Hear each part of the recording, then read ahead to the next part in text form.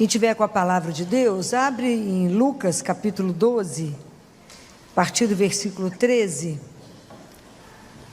Vocês estão no amém ou na misericórdia? Acharam?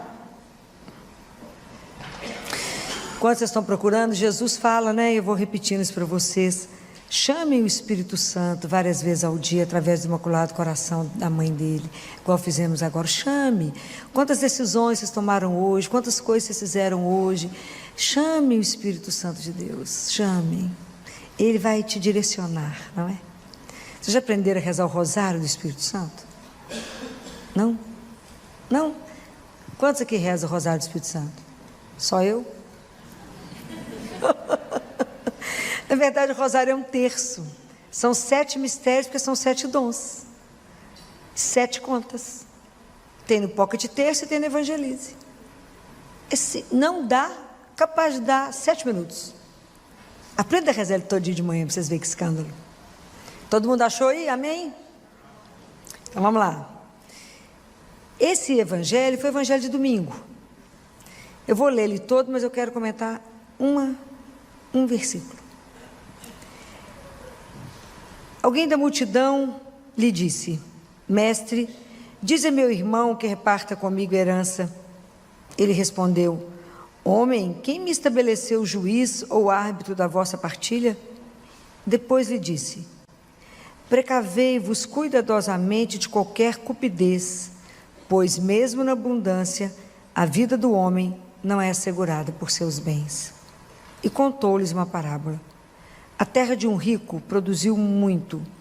Ele então refletia: que hei de fazer? Não tenho onde guardar minha colheita. Depois pensou: eis o que farei. Demolirei meus celeiros, construir maiores, e lá recolherei todo o meu trigo e os meus bens. E direi à minha alma: minha alma, tens uma quantidade de bens em reserva para muitos anos. Repousa, come, bebe, regala-te. Mas Deus lhe diz: insensato, nesta mesma noite ser-te-á reclamada a alma, e as coisas que acumulastes, de quem serão? Assim acontece àquele que ajunta tesouros para si mesmo e não é rico para Deus. Palavra da salvação. Eu queria que vocês guardassem uma frase que Jesus disse aqui. No versículo 15 ele diz: a vida do homem não é assegurada por seus bens. Eu queria que a gente pensasse um pouco sobre isso. Quando Jesus coloca esse trecho aqui para nós, ele quer mostrar para cada um de nós que a vida nossa, ela tem um fim. Nós somos feitos para um fim. E esse fim é ser rico para Deus. Entende a diferença que significa isso que eu estou falando? É ser rico para Deus. Não é ser rico das riquezas que a gente acredita. Ser rico para Deus. Há um poeta que diz que a nossa vida, ela é avaliada, a gente começa, é o fim que determina o começo. Compreende? A gente anda de trás para frente, no sentido de que você tem uma meta, você sabe onde é que você quer chegar? Se você quer chegar lá, como é que você direciona a sua vida aqui? Então, o fim, ela condiciona a minha vida que é hoje. Se eu quero chegar no céu, e é lá que eu quero estar, isso determina toda a minha caminhada, isso ilumina o meu caminho, isso me faz ter opções, isso que vai alicerçar todas as escolhas que eu vou fazer na minha vida. É o fim que determina a minha vida. É o que vai modelar, é o que vai trazer luz, é o que vai dar sentido a cada coisa que eu vou fazer. Guardem isso. O fim é que dá sentido ao meu começo. Entende? Vocês conseguem compreender isso? Fica claro? Porque onde eu quero ir? Então a gente tem que traçar uma meta. Onde eu quero chegar? Como tudo na vida tem investimento. Aonde eu quero chegar? Então, se o meu caminho é esse, o que isso implica na minha vida? O fim é que vai marcar o meu começo. Com isso, quando a gente pensa nisso, nós estamos vivendo uma época que tem uma doença, uma enfermidade que assola grande parte do mundo, que é o vazio existencial. A falta de sentido na vida, uma vida sem sentido. A nossa vida, ela tem que ter um porquê. Porque para quem você vive? Você já pensou isso? Por que você vive? Para que você vive? E para quem você vive? Para quem você se levanta a cada manhã? Para quem você se consome, se gasta, envelhece? Para quê? Qual é o propósito? A nossa vida tem que ter um sentido. O que vale a vida? Quanto vale uma vida? E o que vale na vida? Já pararam para pensar nessas perguntas que eu estou fazendo para vocês? Nunca, né?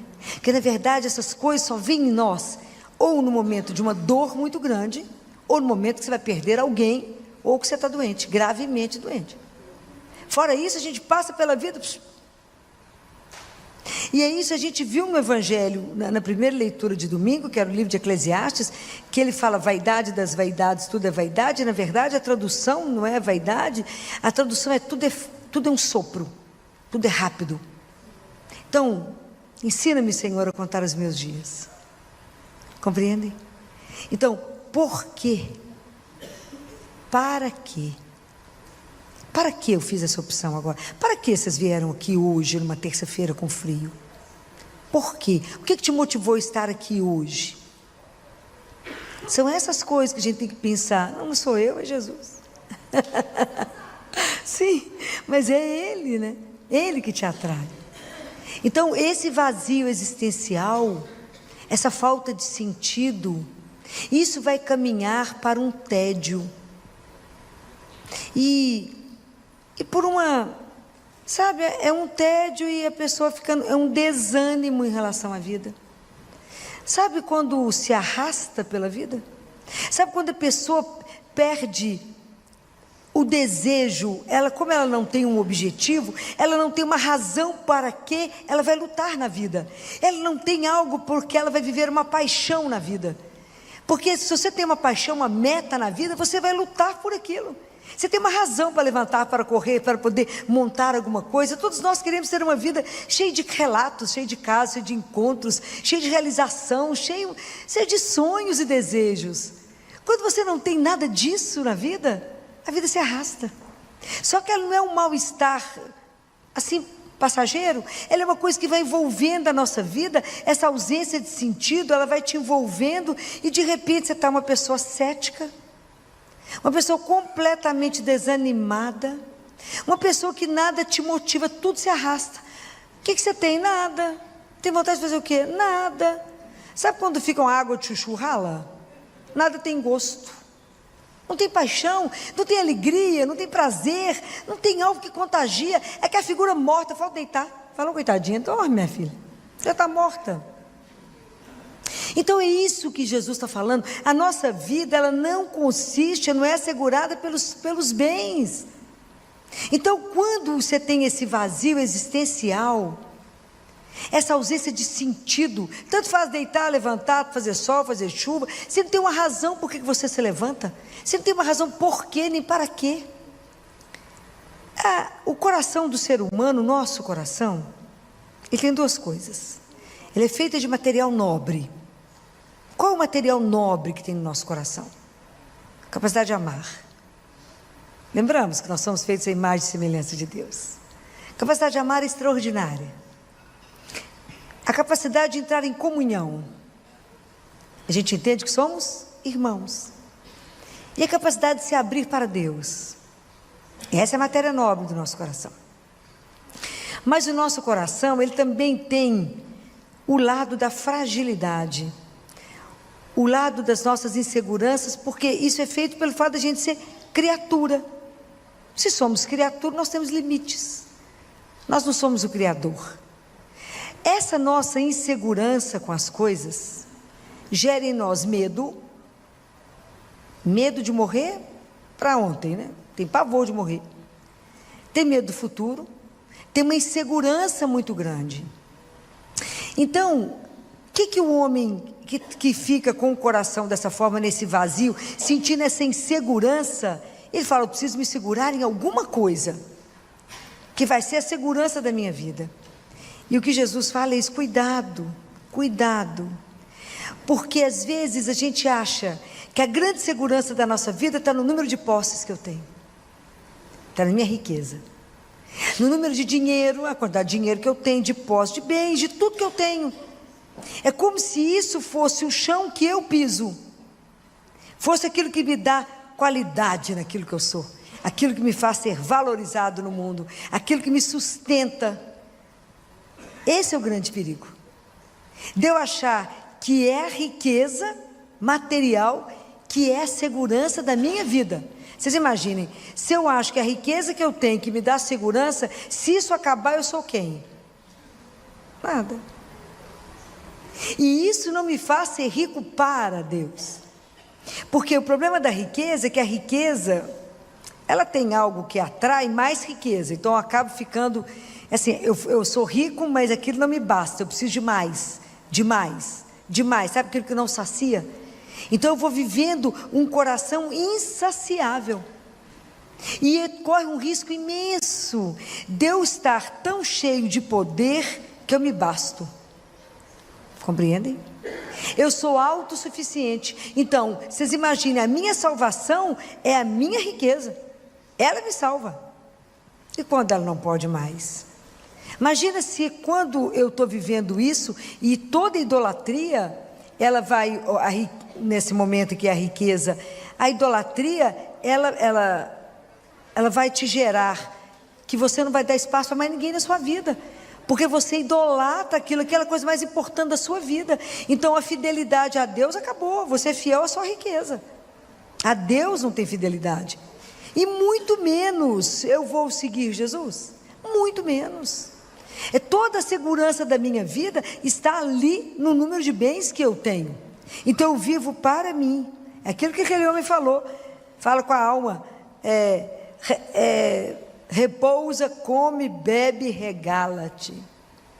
Você tem tudo, vou aumentar os celeiros, vamos multiplicar, mas para mim, para guardar para mim, quer dizer, a completa noção de que tudo que eu tenho vai ficar, tudo que eu tenho.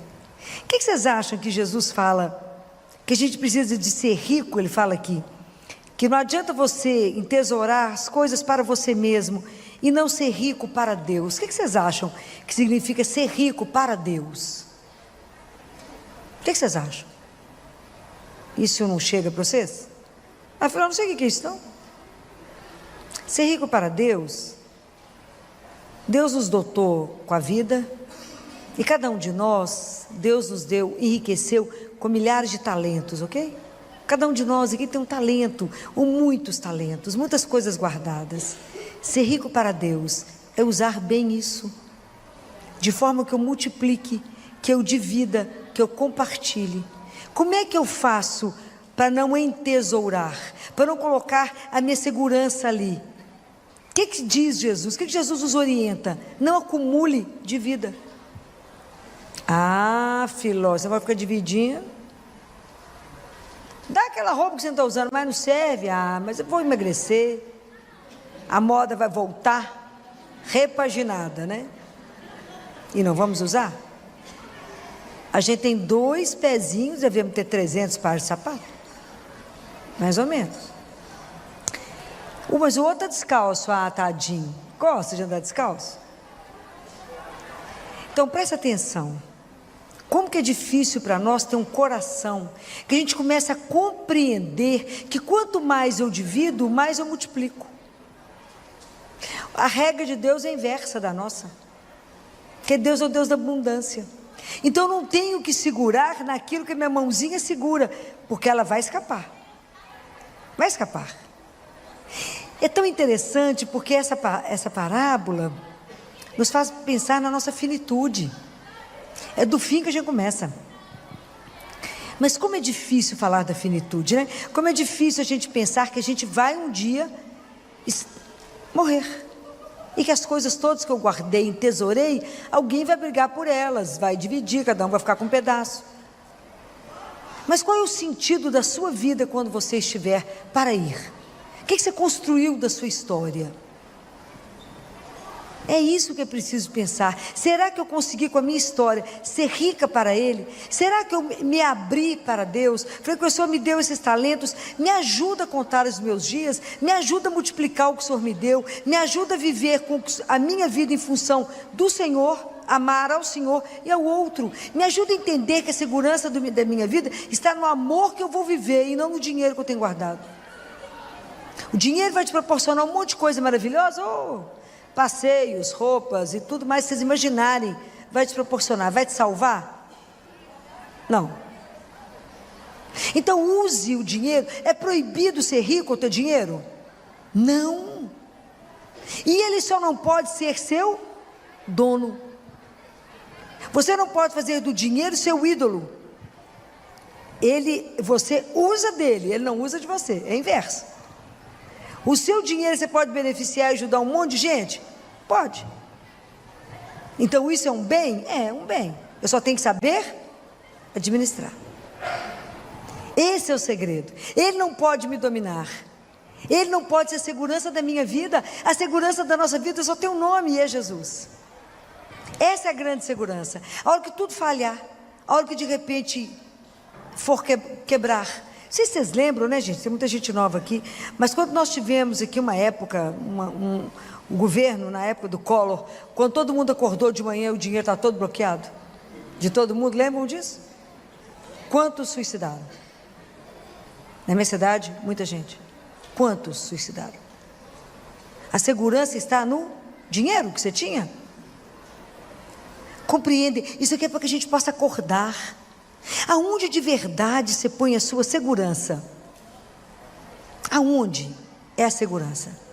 Gente, que eu fico pensando, quem é o homem para Deus amar a gente tanto como Ele ama? Há um mês atrás, deve ter sido, eu fui chamada no hospital para ver uma senhora de 80 anos que estava em fase terminal. Então ela já estava no paliativo. Não por câncer, mas por uma doença respiratória que consumia ela. Para respirar, uma luta. E ela não sabia que o irmão dela, que é médico, também me conhecia e pediu que eu fosse lá. Quando eu cheguei lá, ela tomou muito susto, ela estava completamente lúcida. Qual foi a única pergunta que ela me fez? Qual o pedido que ela me fez? Vocês têm ideia? Ela pesava 28 quilos. Era pele contornando osso. Foi uma visão que eu estou acostumada a ver de tudo. Foi um impacto. Fiquei com ela. Qual foi? Por que ela me pediu? Ela me pediu, doutora Filó, me ajuda a morrer. Todos nós vamos passar por uma fase dessa. Aí ela falou comigo assim, eu falei, você crê? Muito. Está preparado para encontrar com ele? Delícia que você vai abrir a porta e vai vê-lo. Que escândalo. Tem um monte de recado para ele. Falei com ela. Ela falou, eu já fui ungida, já recebi a unção do enfermo. Eu já confessei e já recebi a Eucaristia. Falei, que coisa maravilhosa, já está com a viagem preparada, a mala está pronta. Imaginou que nós dois ficamos conversando sobre a morte. Você imagina, vocês enlouquecem quando eu falo isso, mas é verdade. Ficamos batendo uma prosa sobre o ir. Não é o fim que determina aqui? Então, a nossa ida também tem que ser cheia de esperança, de certeza que a morte é Ele que descreve, é abrir uma porta, do outro lado estou eu. Por que vocês pensam nisso com tanta tristeza? Ele fala, porque o nosso coração está cheio de apego, porque o nosso coração está cheio de apego. O que se você parar hoje e pensa, o que seu coração está tão aprisionado? Quais são os bens que estão te aprisionando e não deixa você voar para Deus? Não deixa você estar completamente livre para Ele e falar, faz o que o Senhor quiser. O Senhor é minha segurança. Fala, filho, se Ele tirar meu dinheiro, o que vai ser? Deus não é irresponsável, Ele te ama. Ele conhece, Ele sabe. Fala, está morrendo de medo. O que de verdade te motiva? Qual é a grande paixão que te põe a caminho para viver aqui o tempo que você tiver, seja 100, 50, 70, sei lá quantos anos Ele quer que você viva, com que intensidade de amor você vive esse caminho?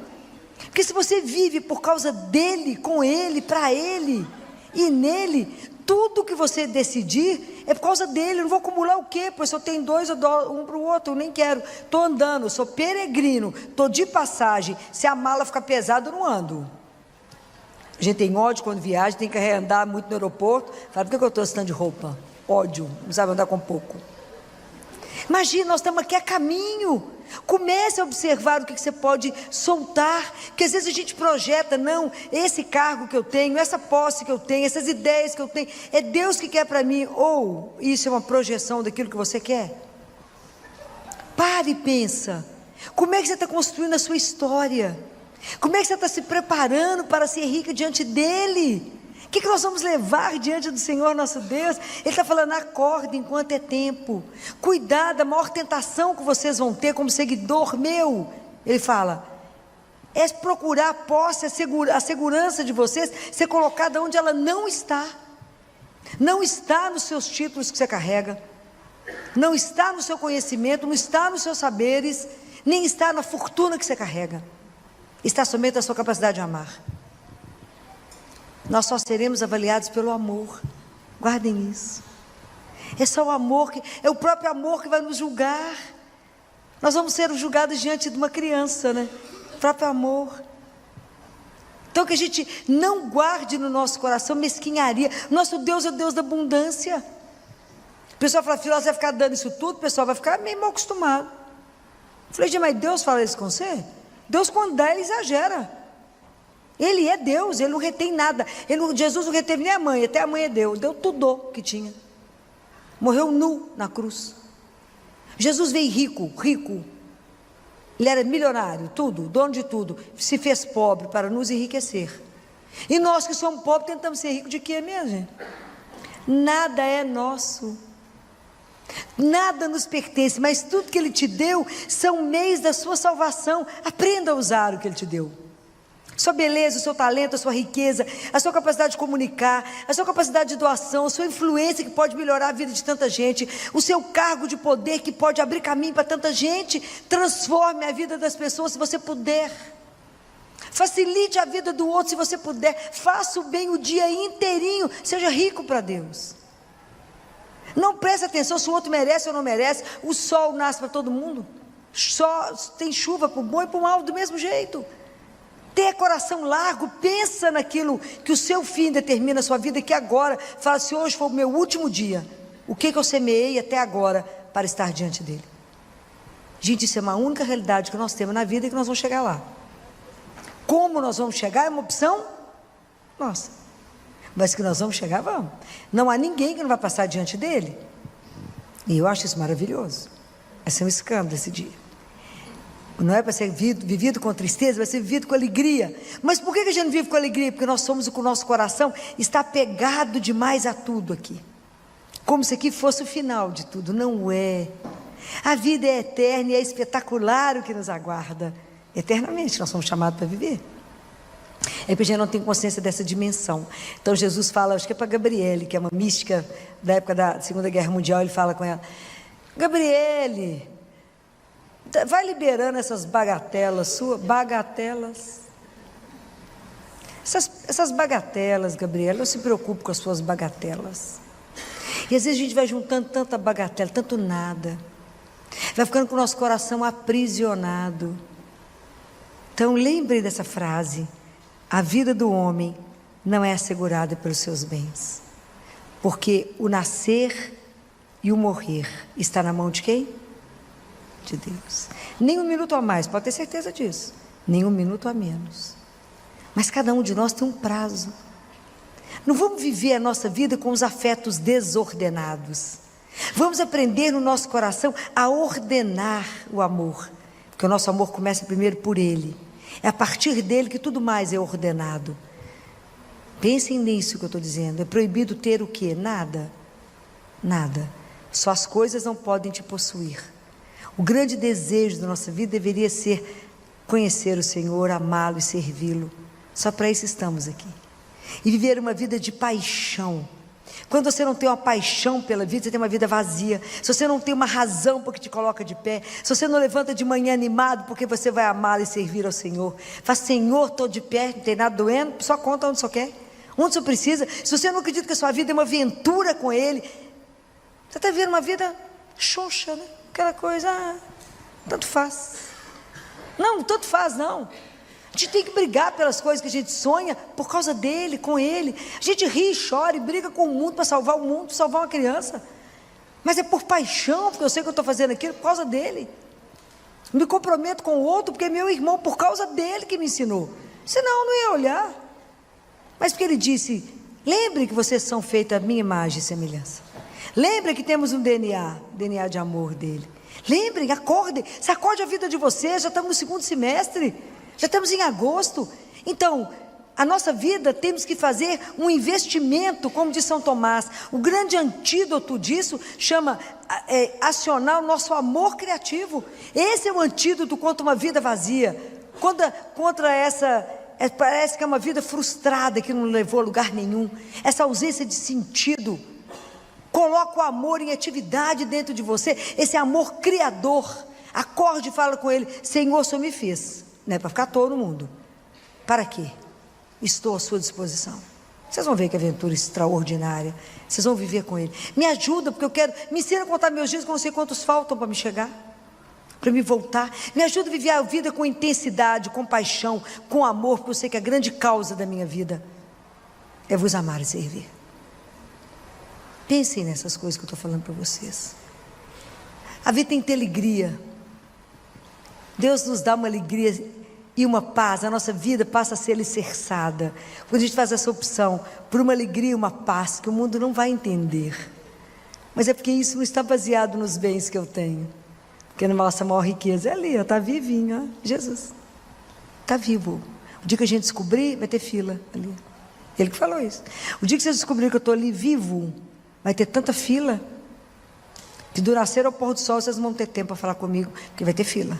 O dia que a gente descobrir que é só ele ia falar, isso é a riqueza da nossa vida, esse é o nosso tesouro. Porque se a gente tem ele, o que mais você não tem? Você tem tudo. Compreende? Então não é nos bens. Imaginou que coisa maravilhosa poder dividir, poder compartilhar, poder colocar tudo que ele nos deu à disposição do outro. Dele primeiro, porque tudo é dele. Tudo é dele, tudo veio de Deus. O que é que nós temos que ele não nos deu? E o que é que eu sei que ele não nos ensinou? Guardem isso. Então hoje a gente começa pensando nisso. A vida do homem não é assegurada pelos seus bens, mas apenas pelo amor que ele tem por nós. Só estamos aqui porque ele nos ama. Guardem isso. Só estamos aqui até agora, nesse momento, porque Deus ama. E é o amor dele que nos sustenta. Se ele desistir de nós agora, deixar de amar, acabamos. Mas é o amor dele que nos sustenta. Então pense nisso. Aproveite e faz uma análise da sua vida durante essa semana. Pensa, aonde você está colocando a sua segurança? De verdade. Onde é a sua grande segurança? Pensa o que está amarrando o seu coração. Pensa por que você não se entrega a Deus numa conversão escandalosa para viver somente dele. Quantas coisas estão pesando a nossa vida, nos amarrando e nos impedindo de alçar voo. Pensem nisso. Nós sabemos o nosso tempo. Pensa como é que você vai construir tudo para ser muito rica quando você chegar diante dele e falar, por ti, a minha riqueza eu construí por sua causa e somente por ti. Então que Deus nos conceda essa graça, né? De abrir os nossos olhos, nosso coração, para as verdades. Porque senão a vida nos enrola. O mundo é tão cheio de ilusão, tão cheio de nada. E às vezes a gente coloca o nosso coração, a nossa felicidade naquilo que não nos leva a lugar nenhum. A única razão da nossa felicidade, da nossa segurança, da nossa alegria é Jesus. Não existe ninguém mais doce, não existe ninguém que pode te amar mais do que Ele, não existe ninguém que tem mais preocupação com a sua felicidade do que Ele, não existe alguém que conhece mais os detalhes da sua vida e de tudo que você quer do que Ele, não existe. Dele nunca vai fazer nada para te deixar infeliz, nunca, porque Ele só tem o melhor. Eu garanto isso para vocês. Pode se abandonar nele, pode entregar o seu maior sonho, falar, será? Se for para o seu bem, se tiver tudo certo, Ele fará. Porque Ele nos ama. É isso que a gente precisa entender, que essa é a nossa grande riqueza. O dia que a gente aprender a trocar todas as bagatelas do mundo, entender que ser rico é ter a presença dele, desse amigo que não tem preço, dessa presença real da nossa vida, essa doçura que nos acompanha, isso é riqueza. O resto passa, o resto é ilusão, porque com ele a gente tem tudo. O que ele não pode nos dar? Ele fez criar tudo do nada ele fez as coisas acontecer. Lembrem, lá solta o seu coração e que ele seja de verdade o centro da sua vida, e que o centro da sua vida pode ordenar em todas as coisas, a partir de hoje, seja aprender a viver o amor. Esse é o grande segredo para voltar para casa. Que Deus nos abençoe, que a gente recomece esse semestre com o coração voltado para aquilo que é essencial. Quem tiver com a palavra de Deus, abra em Marcos, capítulo 10, versículo 35 a 40. Foi o evangelho de domingo, né? Tiago e João, filhos de Zebedeu, foram até ele e disseram-lhe: Mestre, queremos que nos faça o que te pedimos.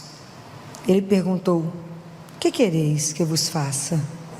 Disseram: concede-nos na tua glória sentarmos-nos um à tua direita e outro à tua esquerda. Jesus respondeu: não sabeis o que pedis. Podeis beber o cálice que eu beberei, e ser batizados com o batismo com que serei batizado? Eles disseram-lhe: podemos.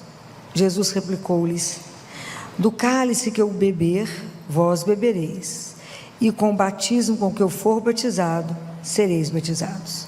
Todavia, o assentar-se à minha direita ou à minha esquerda, não cabe a mim concedê-lo, mas é para aqueles aos quais isso foi destinado.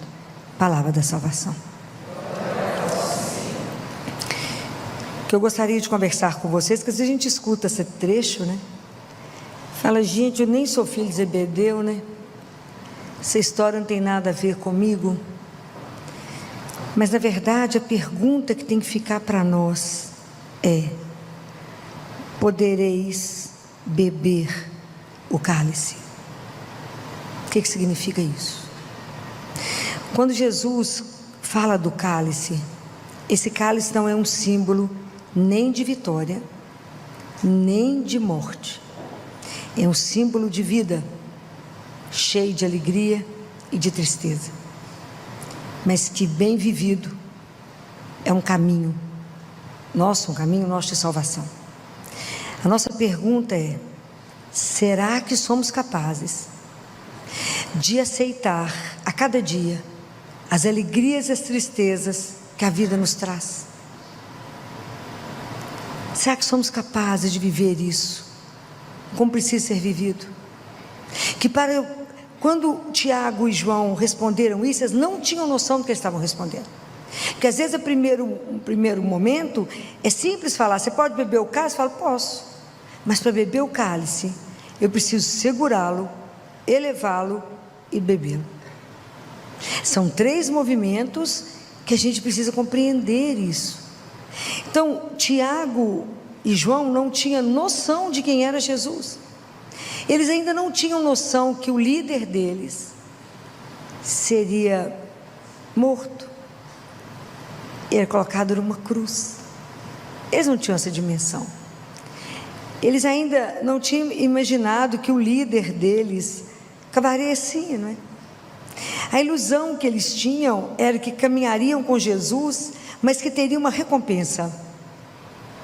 Quando em Mateus a mãe deles fala com Jesus, ela fala: ordena que um filho meu senta à direita e à esquerda. Então eu quero uma recompensa concreta. Nós queremos poder, dinheiro, fama e sucesso.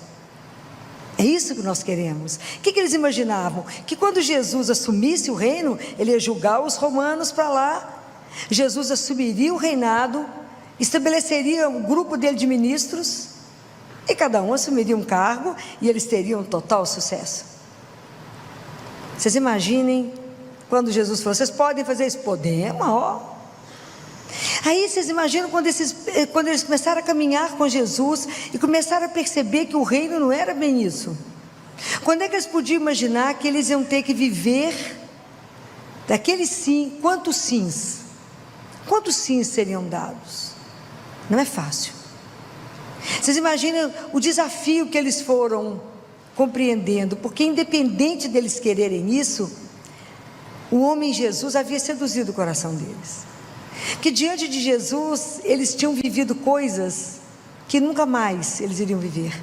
Viveram uma liberdade interior, viveram e viram um amor, um cuidado, né? Tudo que Jesus fez com cada pessoa, toda a forma de Jesus conduzir tudo, aquilo havia seduzido o coração deles, havia seduzido. Mas eles já tinham ouvido falar, mas não tinham vivido o que Jesus disse, que uma coisa é ser servo, outra coisa é ser senhor. Você tem que ser o servo e não o mestre. Você tem que lutar para ser o último e não o primeiro. Vocês imaginem o que é viver isso na prática. Uma coisa é ouvir, outra coisa é viver. Imagina quando eles foram entendendo o que significava essas coisas que Jesus falou, que eu vou andar com ele, mas a recompensa é nenhuma. Então, vivendo no mundo onde vivemos, onde tudo que eu faço, o propósito tem que estar ali imediata, resposta imediata. Quando Jesus faz essa proposta, faz proposta para nós e fala: podeis beber o cálice, podeis de verdade pegar a sua vida nas suas mãos e assumi-la, e entender que a sua vida é uma vida bem-aventurada, desejada, querida, sonhada, com um propósito. Que a nossa vida é um emaranhado tanto de alegria quanto de tristezas, frustrações, decepções, mas que vamos poder viver isso sob a ótica de Deus é um caminho.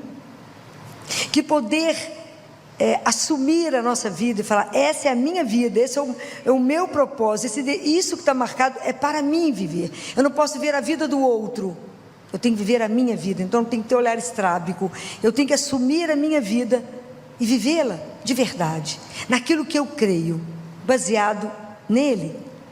Não é uma opção fácil.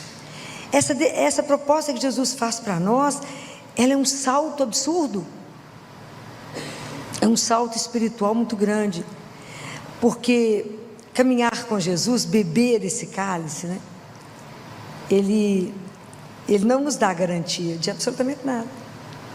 Nós vivemos num mundo que a gente quer garantia absoluta de tudo. Eu quero ter previsão acertada do futuro, eu quero ver nada. Andar com Jesus é ter a vida virada do avesso, é ter garantia zero do que vai acontecer, porque a gente tem que aprender a viver o abandono incondicional, uma confiança ilimitada em Deus nosso Pai. Por isso é tão difícil beber esse cálice, porque a gente quer garantias, a gente quer um papel passado. Fala: Jesus, eu vou fazer essas coisas para você, mas só vai me dar.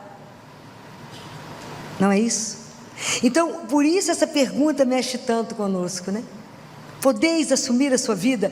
Podeis assumir que no meio do seu sofrimento, que quando você está sendo esmagado igual uva, você ainda não tem dimensão do vinho que você está sendo transformado.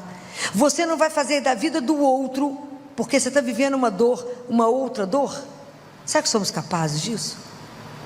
Nós podemos ver quando Jesus estava sofrendo lá no Monte das Oliveiras, e Tiago e João estavam lá, claro que não deram conta porque dormiram. E quando Jesus, no meio da tristeza, é consolado por um anjo, né? Está lá em Lucas. Isso é tão interessante para a gente começar a compreender essas coisas da dor, né?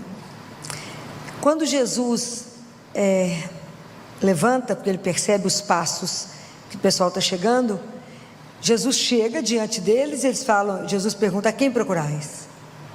Eles falam: Jesus de Nazaré. Ele fala: sou eu. A turma cai, não é? E Pedro, quando eles vão em cima de Jesus, Pedro pega uma espada e corta a orelha de Malco.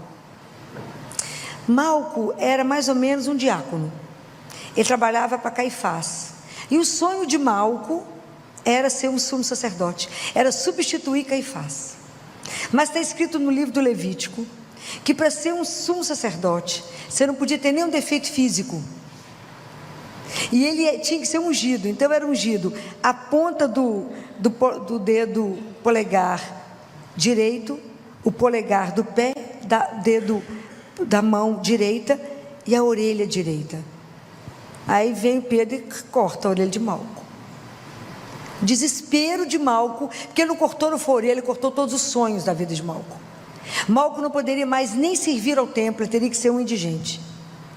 Vocês imaginam, Jesus vivia naquele momento a maior dor da vida dele, de angústia. Ele não fez da dor dele a dor do outro. Ele pegou a orelha de Malco, pôs no lugar e mandou Pedro guardar a espada. Devolveu ao Malco o direito dele de sonhar. Devolveu a ele tudo, né? Devolveu o sonho, devolveu a vida de Malco. Aí eu fico pensando, às vezes, na nossa dor, né? Quando a dor nos pega de jeito, o sofrimento chega, até a gente conseguir entender no sofrimento a grandeza de Deus. E a partir do momento que eu vejo a grandeza, eu vejo a presença dele na nossa vida, a gente não vai se sentir só. Mas é um caminho. Por isso que beber esse cálice é tão difícil. Por isso que assumir essa vida junto com ele é tão difícil. Por isso que isso é um caminho de disciplina dura. Porque eu tenho que responder isso todos os dias. Vocês imaginam que, assim como os discípulos tiveram que fazer tantas viagens, sofreram tanto martírio, nós vivemos hoje alguns martírios brancos. E nós temos que o dia inteiro fazer escolhas, e que eu tenho que viver e avaliar se essa escolha pertence ou não a Deus. Então eu posso realmente beber esse cálice, eu posso pegar a minha vida com jeito e falar, essa é a vida sonhada. Eu posso erguer a minha vida em direção a Deus e ao outro e falar, nós caminhamos juntos, hoje você me ajuda, hoje eu te ajudo. Caminharmos em comunidade, criarmos uma comunidade de amor, porque foi isso que ele fez na cruz. Porque quando Jesus bebeu o cálice até o fim, ele nos devolveu o sonho do céu. Deus nos reconectou a Deus e nos reconectou uns aos outros. Então ele criou uma comunidade de amor. E como que é difícil para nós viver essa comunidade de amor. Que luta é para nós vivermos isso. Então podeis viver? Será que vocês estão querendo andar comigo somente para ter uma recompensa? Somente para ter um brilho, para ter um sucesso, para ter um momento de glória? Caminhar com Deus é chão batido. Ninguém vê, a não ser Ele. São opções de uma vida sem brilho, mas é a opção de uma vida que o dia inteiro eu faço opção por Ele, pelo irmão, por causa dele. A gente aprende a viver um amor. Então quando a gente vai beber esse cálice até o fim, isso é uma atitude de vida, baseado na confiança, baseado na esperança e baseado numa entrega incondicional. Não é brincadeira. Então quando Jesus viveu esse cálice até o fim, que ele bebeu até o fim, ele fez e nos ensinou uma entrega incondicional ao Pai. Então essa intimidade que ele vive com o Pai, de amor, de confiança, é a mesma que ele quer nos ensinar. Então quando ele nos propõe isso, ele fala, você quer viver uma vida aonde você não tem garantia de nada a não ser o meu amor? Você dá conta de viver isso? Quando é uma vida de entrega, de confiança incondicional. Por isso que é um processo. Por isso que o nosso processo de conversão ele é lento, porque nós demoramos demais a trabalhar tudo isso em nós. Viver uma vida onde eu faço opção por Deus e creio num amor incondicional. Então para eu poder viver essa vida, eu tenho que estar com os meus pés centrados, enraizados naquilo que eu sou. E o que que eu sou? O que que você é? Filho de Deus. Então Senhor, como é que eu vivo essa vida sabendo que eu sou filha do Altíssimo? Qualquer filho não, um filho amado. Eu sou um filho, uma filha amada de Deus.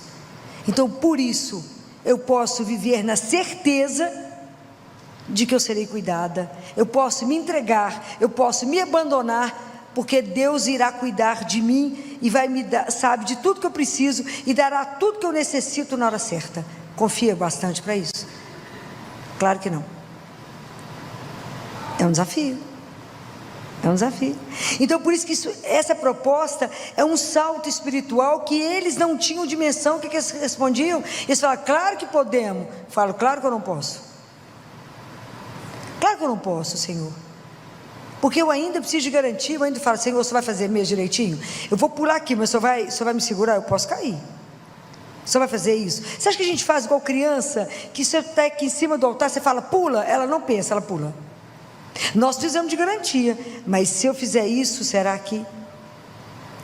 Nós temos dúvida básica se eu rezo, Deus escuta.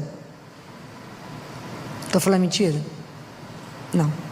Eu entrego as coisas para ele, fico desesperado, em poucos segundos falo, ele não escutou, ele não vai fazer, então eu mesmo faço. Eu acabo de falar com ele, eu mesmo tomo atitude, faço errado. Como é difícil viver o silêncio diante dele. Como é difícil viver a entrega. Como é difícil viver nessa ação nossa de falar, eu creio, eu sou filha, eu sei que não serei abandonada, que Ele cuida de mim. E ter uma vida de coerência com isso. Não é uma brincadeira, porque ela exige de nós, que eu sempre digo para vocês, nós temos que ter disciplina. Nossa disciplina de oração, gente, ela é fundamental, para que a gente dê conta de falar, Senhor, eu quero viver uma vida espiritual. Viver vida espiritual é viver com e no Espírito Santo de Deus. Não tem outro caminho, não tem outro Espírito para vocês viverem, não, é nesse. É no Espírito Santo de Deus, é só Ele que pode nos conduzir, é só Ele que pode nos orientar, é só Ele que pode nos dar coragem, audácia, para viver de verdade como filho do Altíssimo.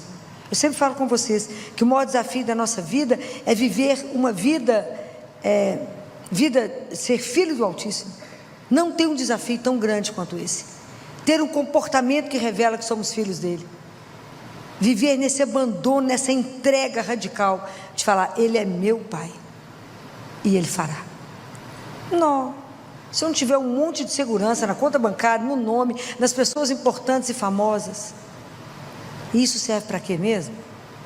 Para nada. Se a gente não tivesse a consciência de que todos somos filhos, então quando a gente tem consciência de que a gente é filho dele, a gente é capaz de beber, de permitir que a nossa vida, como desses discípulos, sejam consumidos até o fim, e de viver uma vida de coerência com ele até na hora da nossa morte. Hoje é dia de João Paulo II, aos 25 anos de idade, ele se tornou padre, aos 38, se não me engano, bispo, aos 58, papa, o maior pontificado até hoje da história. E teve que viver uma vida de entrega absoluta, de confiança absoluta.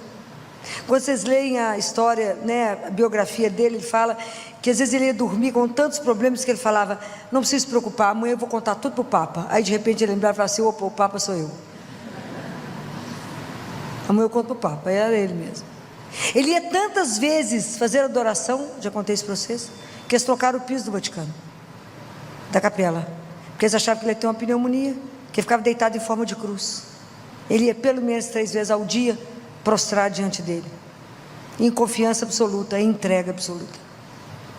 E o quanto que a gente vive uma fé ainda tão fraca, Eu acho que vocês nunca pensaram que essa pergunta de Jesus, podeis viver o cálice, podeis beber, é pergunta para cada um de nós.